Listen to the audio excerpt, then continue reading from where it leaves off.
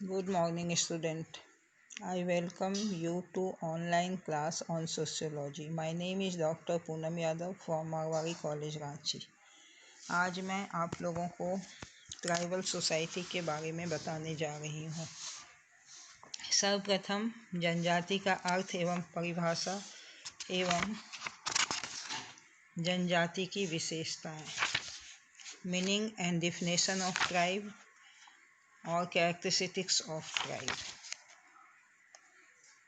जनजाति मानव समाज के ऐसे अंग हैं जो कि मानव संस्कृति की प्रायः आदिम अवस्था में रहते हैं।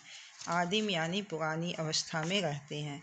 एक निश्चित भूभाग में निवास करते हैं, एक विशेष प्रकार की भाषा बोलते हैं, आदिम धर्म, प्रथा और परंपरा को मानते हैं तथा एक आदिम अर्थव्यवस्था एवं सामाजिक व्यवस्था के अंतर्गत निवास करते हैं।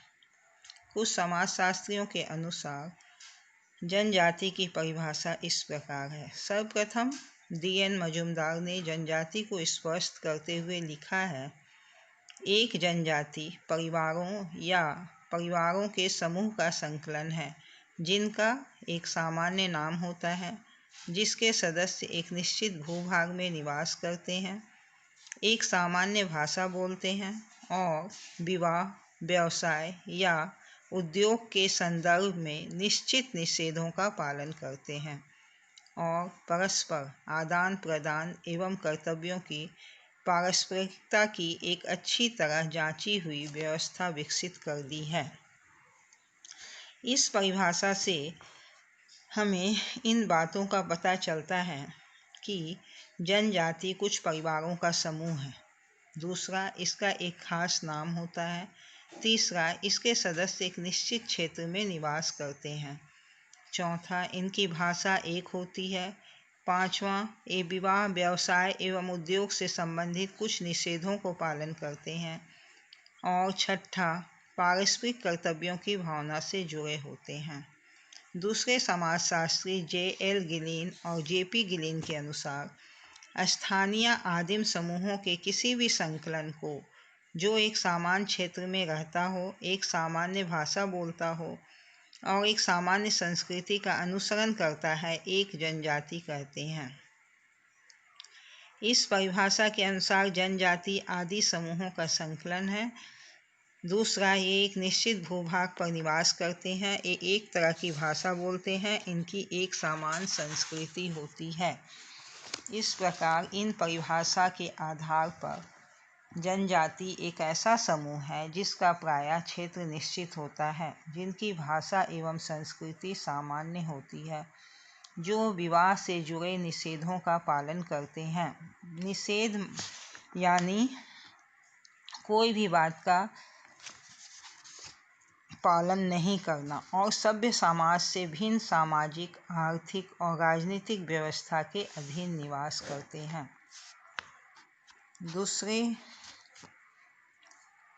अब हम जनजाति की विशेषताओं के बारे में पढ़ेंगे।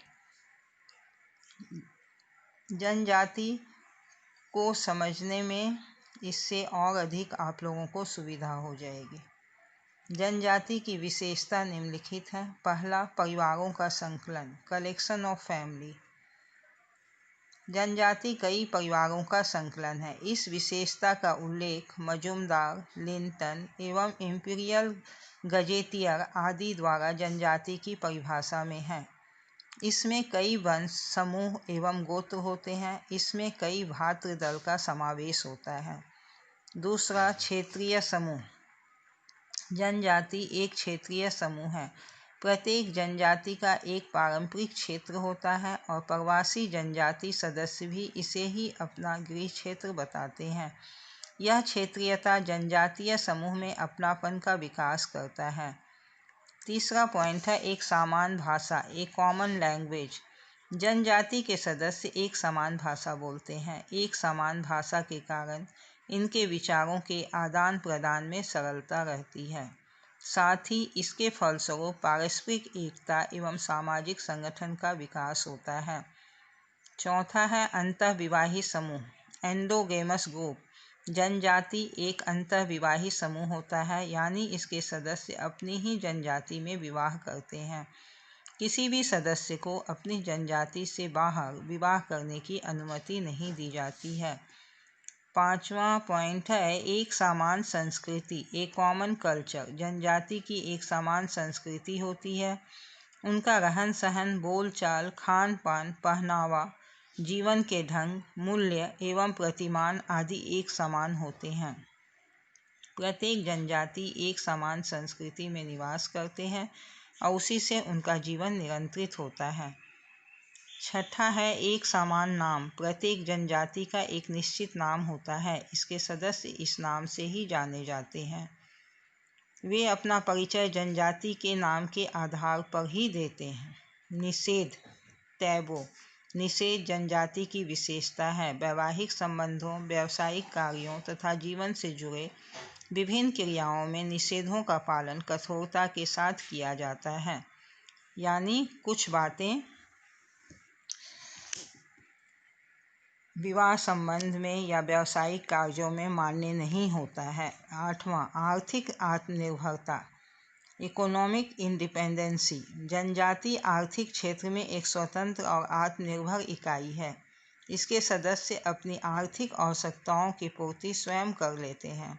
खाद्य पदार्थ, खेती एवं हथियारों आदि जरूरत की चीज़ों की पूर्ति वे स्वयं कर लेते हैं। 9वां पॉइंट है राजनीतिक इकाई। जनजाति की एक स्वतंत्र राजनीतिक इकाई होती है। मजुमदार एवं मदन का कहना है कि यद्यपि राजनीतिक दृष्टि से भारतीय जनजातियों पर राज्य सरकारों का नियंत्रण होता है, किंतु प्रत्येक जनजाति का आंतरिक राजनीतिक संगठन होता है। मुखिया एवं वयोवृद्ध लोगों की पंचायत द्वारा व्यवहार के नियम निर्धारित किए जाते हैं तथा व्यक्तियों को उसका पालन करना होता है। इन विशेषताओं से जनजाति की प्रकृति या नेचर बहुत हद तक स्पष्ट हो जाती है।